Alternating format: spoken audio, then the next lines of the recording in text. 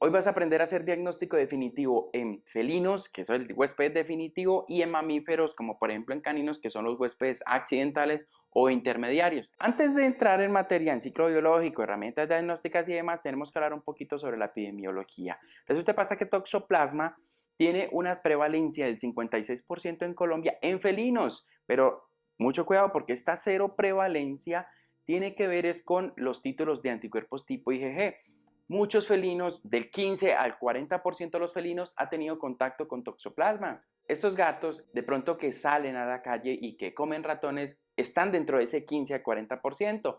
Los otros, pues son los gatos de casa, de que nunca han comido un ratón, siempre comen de pronto un concentrado saludable y demás. Entonces, mucho cuidado. El primer tip, no todos los gatos tienen toxoplasmosis, no todos los gatos sirven como hospederos definitivos para toxoplasma. Los gatos que están dentro, pues estos gatos no van a tener contacto con toxoplasma, a no ser de que pronto tomen aguas contaminadas, de pronto con taquizoitos de toxoplasma y demás. Entonces, sí quiero tenerlo muy en cuenta. En México está el 70% la seroprevalencia para toxoplasma en felinos, pero vuelvo y les comento, una cosa es medir anticuerpos tipo IgG y una muy diferente es hacer PCR.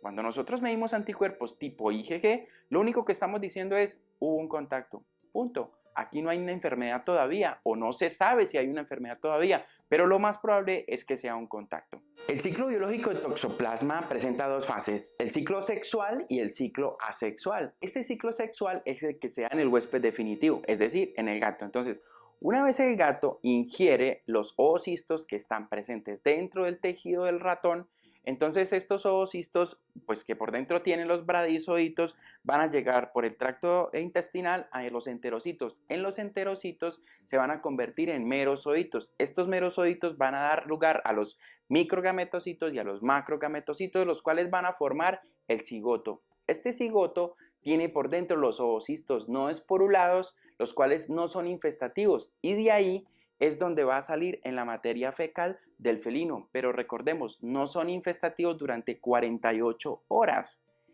Una vez pasen las 48 horas, ya comenzamos con el ciclo asexual de toxoplasma, pero por eso es muy importante que ustedes en consulta les comenten a los propietarios que una vez el gato defeque, lo más recomendable es que recojan de inmediato la materia fecal, porque recordemos que después de 48 horas ya esos oocistos no esporulados ya empiezan a esporular y a convertirse en esporozoitos y a volverse infestativos.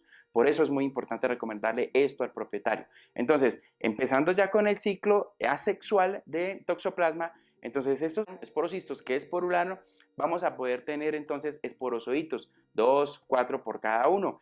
Estos esporozoitos son los que son infestativos y se van a llamar taquizoitos. Estos taquizoitos son los que de manera accidental el canino, el ratón, cualquier mamífero se puede infectar de toxoplasma cuando beba agua o de pronto ingiere materia fecal contaminada con estos taquizoitos. Resulta pasa que estos taquizoitos, que son los que están en fase aguda, o sea, es decir, una vez los ingirió, pasa su periodo de incubación, 8, 10, 15 días, y el animal empieza con una sintomatología asociada a toxoplasma. Luego de que pase por la fase aguda, algunos pacientes entran a fase crónica, es decir, estos taquizoitos que están circulantes pueden llegar hasta tejido y en tejido se quedan quieticos haciendo un mimetismo molecular en la cual el sistema inmunológico pasa desapercibido. Entonces no es capaz de eliminarlo y se quedan allí convertidos en bradizoitos y van a formar esa roseta. Esa roseta es la que va a formar las calcificaciones cerebrales más adelante. Entonces, mucho cuidado en las herramientas de hacer diagnóstico. Estas herramientas las vamos a dividir en dos, las herramientas serológicas y las herramientas moleculares.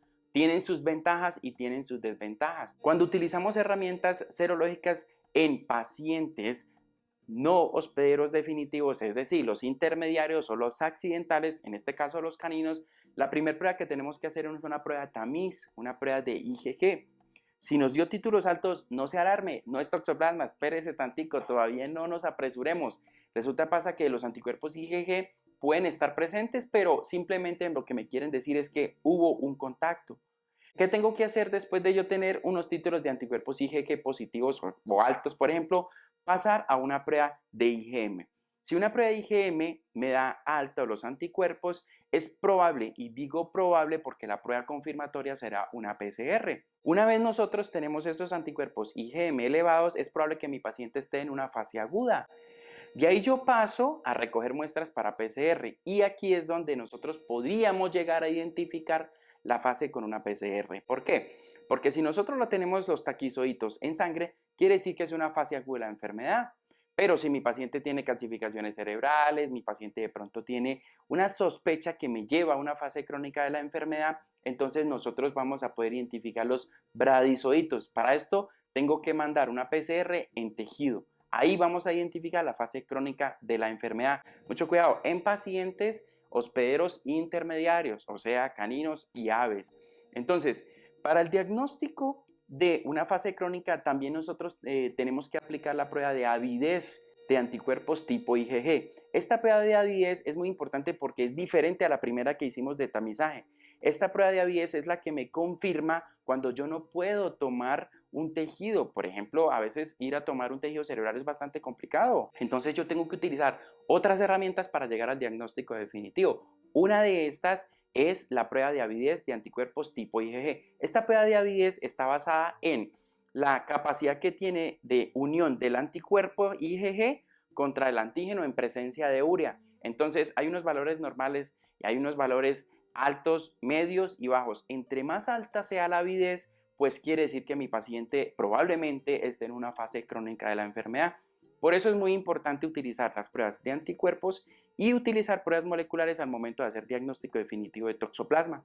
Ahora, en pacientes felinos, recordemos que los cachorros y lo que son gatos jóvenes van a ser hospederos de la enfermedad.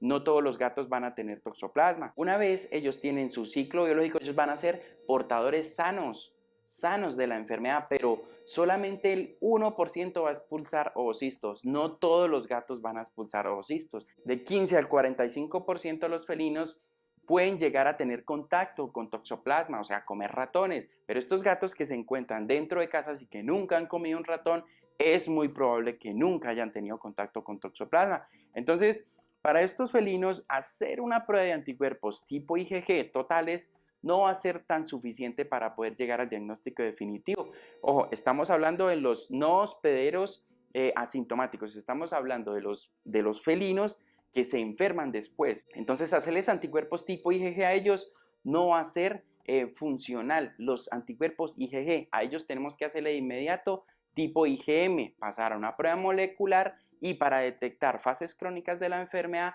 vamos a practicar la prueba de avidez de anticuerpos IgG. Este ciclo biológico nos ayuda muchísimo a entender cuándo y dónde tenemos que tomar esta muestra para poder realizar la prueba molecular, porque las pruebas de anticuerpos las vamos a hacer en suero, es decir, no va a haber inconveniente para tomar esa muestra, pero en biología molecular nosotros tenemos que ir al sitio de la infección. Esto hace que sea un poquito más complejo para nosotros establecer una infección aguda o una infección crónica, pues para eso también está la prueba de avidez de anticuerpos tipo IgG. Bien, gracias por ver este video, espero que les haya aportado muchísimo y recordemos que estos pacientes que nos salen positivo en PCR, lo ideal es hacerle un tratamiento y hacer un monitoreo al menos cada 6 meses, porque recordemos que en esa fase crónica tratar a un paciente con Toxoplasma gondii en esas fases es bastante complicado. Entonces lo más importante es hacer estas pruebas de control, ya no anticuerpos, porque ya sabemos que el paciente tuvo o tiene Toxoplasma. Lo que necesitamos es hacer una prueba molecular cada 6 meses para evaluar que mi paciente ya no tiene más toxoplasmosis. Mi nombre es Dani y nos vemos en el siguiente video.